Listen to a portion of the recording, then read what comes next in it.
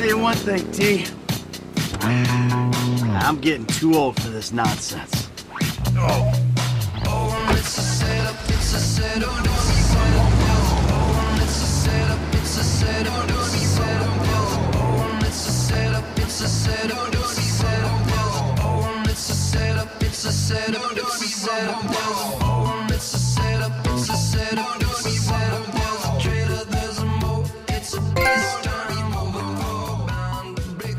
And we're live here at the Creeper Show. My name is Aurelio Martinez, and I'm here with AJ Pateris. We're the Creeps. And we're about to talk about some high school football and maybe a little bit about video games. First topic at hand, All-Star Games. And what a waste of time they are. We're going to start with the Ventura County All-Star Game since we coached it this year. We had, like 4 weeks to prepare for it, including selecting players, to getting our game plan, getting organized, and then doing, battling, not having a football field, rain, and then kids who really don't give a fuck. So let's talk about how you pick the teams. How is that process done? I think all coaches give you selections. Like everybody will get recommended X amount of kids. I think this year Tim had got an email from the Lions Club or something like that. And then it was like a list of every kid from each school that was anywhere from like 4 to 5, maybe 6 kids per school. And then coaches of the All-Star team get to pick who they think they want. It's kind of arbitrary though, because you have to take pretty much just one representative.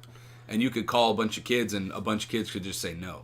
So there's no real like rhyme or reason or selection process. It's just here are the names that have been recommended. Pick what you want and see who will play. So you can essentially take every single kid if you want.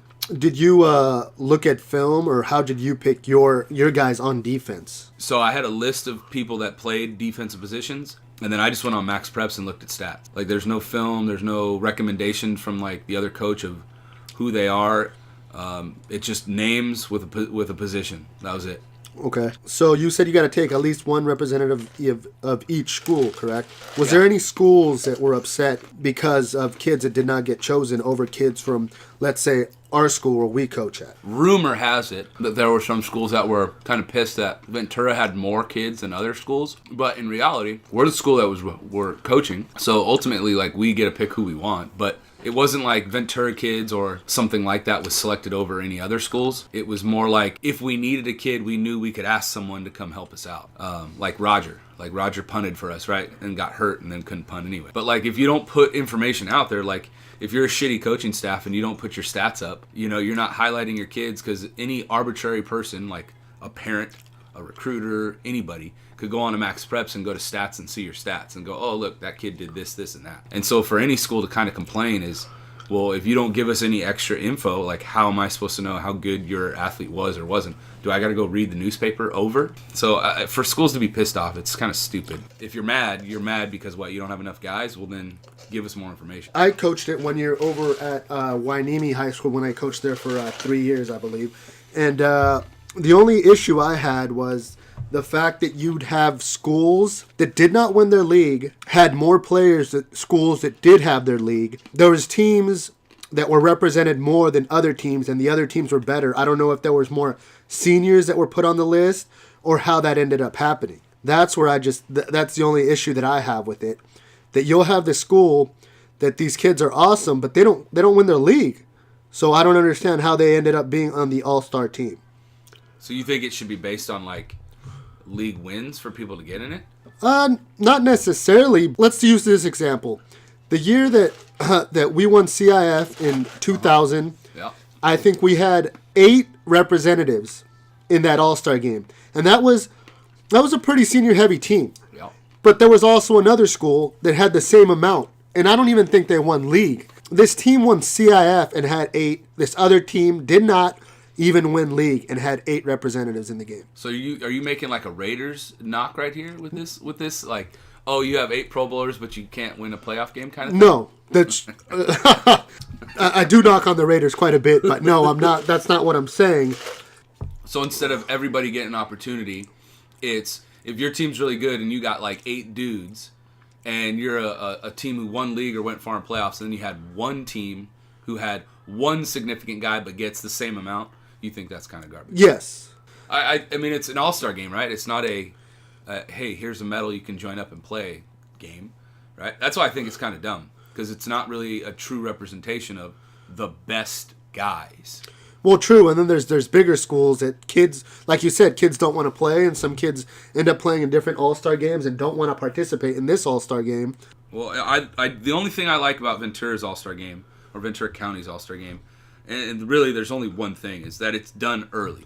Like, there's only maybe a month and a half downtime from the end of that football season, like the actual football season, to the actual all-star game date. Like, so I'm now moved up north a little bit, and I'm seeing how, like, Ventura County's versus San Luis and Santa Barbara County's all-star game is, and they do it in June, like mid-June. So it's almost 6 months, so you've got guys that haven't been working out. You've got guys that maybe are on scholarship and are about to go to a college and start summer workouts, or, have just literally done nothing for 6 months. And then you're going to go practice like 5 times and then go hit the shit out of each other. I just don't, I think all-star games are kind of overrated. If you're going to do them, I think you do them as early as possible. True, and the reason they got moved up is because there was the East and West kept fighting over stuff, or were getting in fights during the game. And they moved it up so, the kids could get in trouble, repercussion for their actions in the game, which it was a little chippy this year. Well, this year's was pretty good, though. I mean, yeah, we got after it, but, I mean, you got to think of, like, the demographic of schools. Like, West County is usually a bit more, I mean, this is generic, too, but West County is probably less wealthy, a little bit more workmanlike, from lower income homes, or different dynamics. And over the hill you probably have a little bit more higher income, a little more affluent, so, and you've got that rivalry too. Like, a lot of those schools play each other in non-league. I think it's different, though. I think a lot of kids are like friends now just because of social media. I think it's way different than when we were playing, when you just knew about guys from the paper rather than, hey, or playing like Packers, since there wasn't a Bucks and Packers, it was just one league. I think now all these guys are somewhat friends because they go to the same camps. They're doing that fusion camp. They're doing, like, different training things. They're doing on the 7-on stuff. I think they're more connected than we used to be. Did you play in an all-star game when you played in high school? I played in the one our senior year. It was me, Richard, Brandon. I want to say Chris Vasquez. Yes. And I forget the last. Andrew Levere might have played. I'm not sure. I know Nick Tamanich was pissed he didn't get to, but they said they didn't want to do that because of baseball. They didn't want to get him hurt for baseball. But Nick probably should have gone. And there's probably other guys, McNary, that were quality to freaking be on there and should have been on there versus some of the guys we might have had. Yeah, but once again, representation. We had 2 linemen, which were 2-year starters, and I was only a 1-year starter, so they got chosen. And how you got to represent the other schools, I did not get in. Did you win your all-star game? No, we lost at the end. No, we didn't. So that all-star game was the year after. So Tyler played our junior year, and that was when, like, the Cal Florida Bowl or one of them state all-star games was going on. This was, like, before, like, the All-American, like, U.S. Army Bowl or whatever they have now, the All-American one, or the Under Armour one. They had like the Shrine game, I think, back when Worth played, like in the 90s, which was still like East-West, but it was the state of California, if I'm not mistaken, or North-South. So Ventura's All-Star game, that was played out at Moore Park that year for our senior year. And Ben Olsen was the quarterback at TO, but I don't think he played in the All-Star game. But Dave Anderson did, who was a Colorado State guy. You had Lorenzo play. Like, you had guys that were, like, big-time D1 guys that played in that All-Star game. And I think that was kind of, like, before there really was all these other, like, top All-Star games. Because you were a top recruit, you were going to go to this top All-Star game rather than your local county one. But we lost. Yeah, we lost the last second touchdown. It's garbage. Did you win? I know the answer. Did you win while you were coaching the All-Star game? Yeah. That was actually a really exciting game. It was long, though. Man. It felt like... So, it was that week was raining. Like, the 2 weeks leading up to it, it was raining. So, we only practiced, like, four times, maybe? And, like, one, like, classroom meeting. So, like, we didn't even really prepare a whole bunch. We were real basic, generic. Kind of just lined the kids up and gave them some, like, base rules, but pretty much told them to get after it. And then...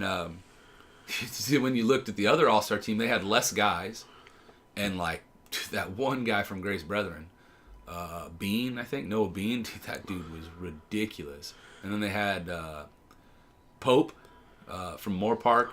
And I mean, I don't know how they didn't kill us by like 30 points. I mean, they had better dudes across the board. It's just we had more, I think, which was kind of nice towards the end. Yeah, they also didn't switch or rotate their quarterback. They only had one quarterback. Yes. Which is weird. Why have you... That's the point. Like, that's the whole thing. Like, All-Star games are a freaking joke. You don't... I mean, that kid could have gotten seriously hurt for what, an exhibition game? That's stupid. Because Gooding homo-weighted. Our defensive end got after him quite a bit in that game. I don't know, dude. I just think these games are kind of stupid. There's more risk, less reward. For coaches, especially like when you look at Ventura County's dynamic, how many private schools are in Ventura County? I guess if you count Oaks Christian as one, there's what, 3 maybe? Like 3 big-time football schools in Ventura County. And I guess you could add maybe Bishop Diego since they're kind of in the area. So those are the only schools that could, I guess, legitimately pay their coaching staffs, right? So every other coaching staff is a public school. Therefore, if you have 5 or 6 walk-on coaches, 5 or 6 like on-staff coaches, you're asking a bunch of walk-on coaches who have jobs and families and stuff to put more time into it when you have a bunch of kids who are coming part-time. So it's just a joke. Like I understand why you do it, celebrate the year, celebrate the kids, but you're asking kids to potentially get hurt. You're asking coaches to do more when they're already doing more, and they're just getting into their off-season a little bit. And I mean, I guess if there is one benefit, it would be you get those kids out. But, I mean, you look at this year's All-Star game, we didn't even have the star. We had the star maybe on the sideline. Like, there was no broadcast of the game. You know, there was no real build-up to it. There was, like, 2 articles about it. You know, and if it's supposed to be this big hype and fanfare, then you'd think people would want to... Do you think the star was not there because of the weather? I think the star wasn't there, and this is a knock at the star. I think the star does horrible coverage, truthfully.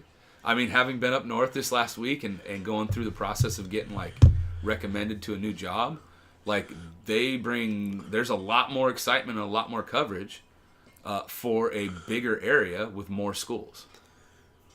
Maybe there isn't more schools, but it seems like it's a little bit longer trip from some of those drives. True, but how far are... what does the star cover here? It's Ventura County, correct? Supposed to be.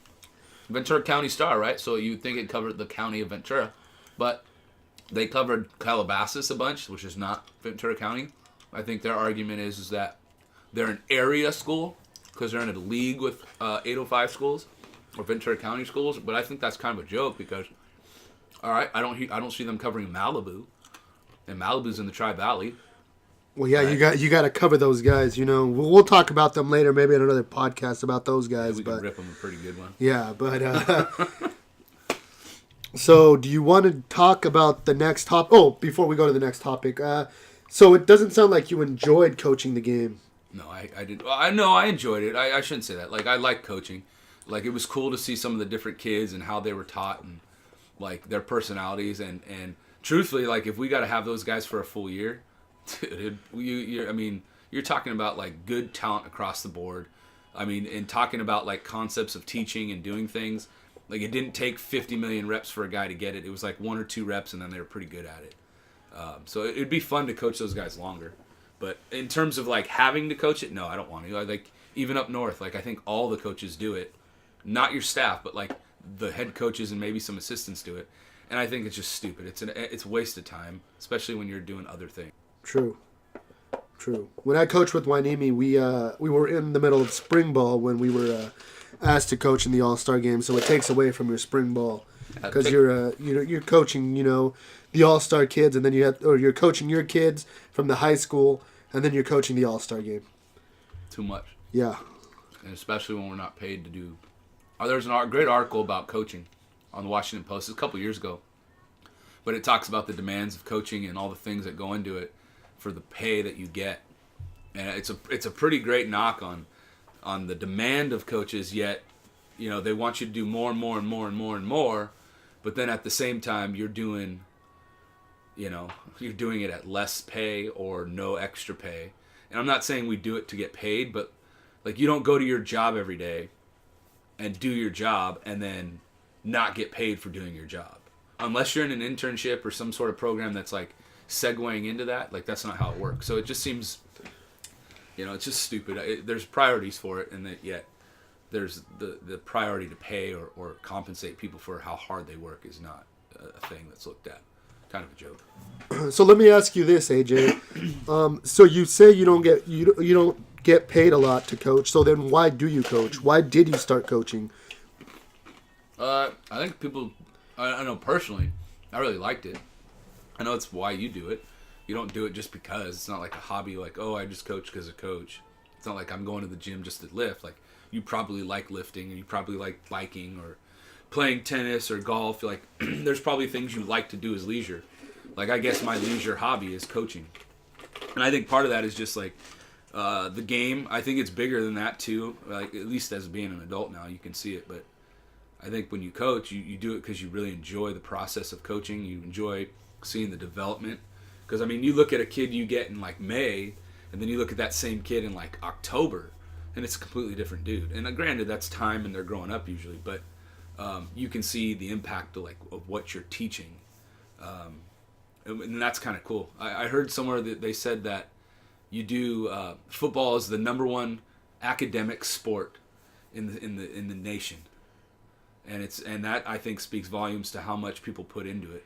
Yet it's not a priority to make it because you're teaching life skills, you're teaching statistics, you're teaching critical thinking, you're teaching, read and react, hand-eye coordination, footwork, discipline, respect, how to treat others, how to treat, work with others in diverse situations, talk about adversity and overcoming it. So, I mean, you're teaching a life skill class to teenagers for, like, no money, and then you get to play a game, and that's the test. I don't know. It's an interesting look at it. I think it's pretty true, though, that there's some good coaches that we've been working with for a long time. Yes, sir. Do you want to jump on the next topic? Move on to video games? Yes. Oh, we can talk about any second topic. Well, we were going to talk about Mass Effect, but we said we were going to talk about the Super Bowl. We said we were going to talk about, like, a variety of things. You threw out the Nintendo Switch, which I haven't done much research on. And then the other one was we talked about doing Mass Effect a couple times, and since we did a little extra research just like before we started, we could always go there because we both played the first series, and then the new series is coming out, or the whatever the next installment would be, which is Mass Effect Andromeda for PlayStation 4 and Xbox One. I don't know, what are your thoughts on the last one and segueing into the new one? Well, my favorite one was definitely the second game.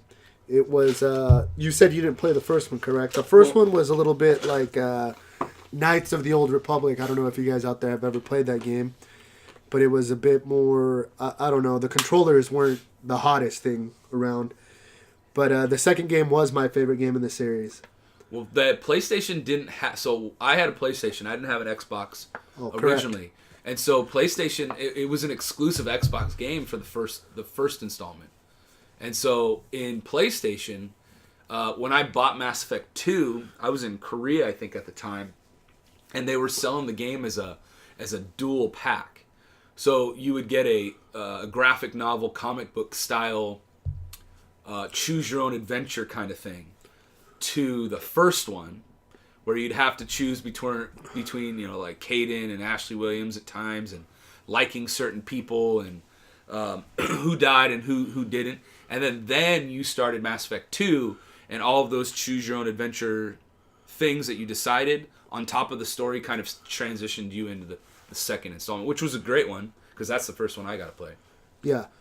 That the first one, like you said, I think they did it as well with the Xbox, where you could choose your own adventure if you didn't play the first game. So it let you make the big choices, like the race that if you get to choose that race that was like believe like spider creatures of some sort. Yeah, the Rachni, I think. Yeah, the Rachni. They you had that choice, and I let those dudes live.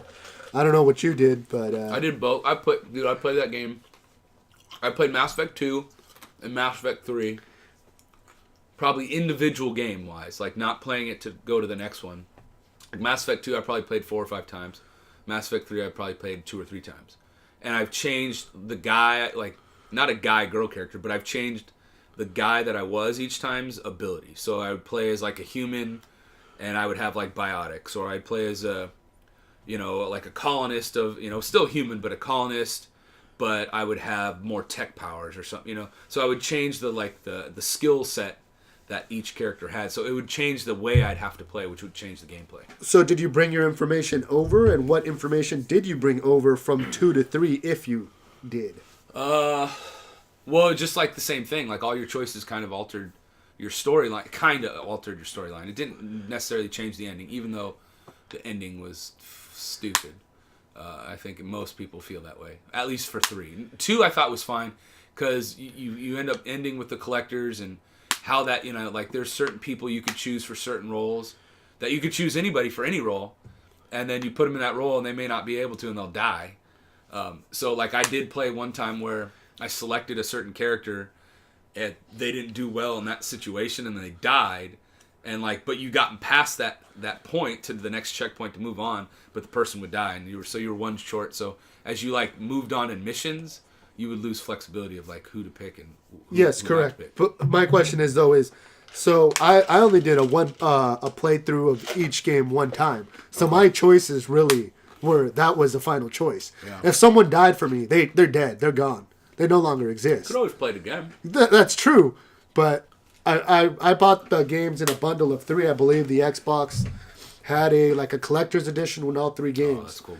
So I played them all at once. I didn't jump on the boat till late, we'll say. But see, I jumped on late. I jumped on right when 2 was coming out, and the only reason I played it was because a group of friends I had in the army, that they were about to buy it and play it in the barracks. So I watched them play it for a couple days, and I was like, dude, this game's pretty tight. Kind of liked what's going on here, and so I bought it. And then they sold me on the first one, and then that's when I had that first bundle where you had the comic aspect to it, which I thought was pretty cool. I think the game overall, Mass Effect's a pretty badass game. I think obviously the ending, when you won or lost or whatever you would consider it, your choice at the end, I think it kind of let people down, because there was a pretty big build up to the series because it started so long ago, and then it got to this point where, man, the gameplay altered and changed in a really fun, dynamic way, and then left you pretty sad towards the end of that game. Which is interesting, because the new one coming out, Mass Effect Andromeda, is the same gameplay for looking at the trailers.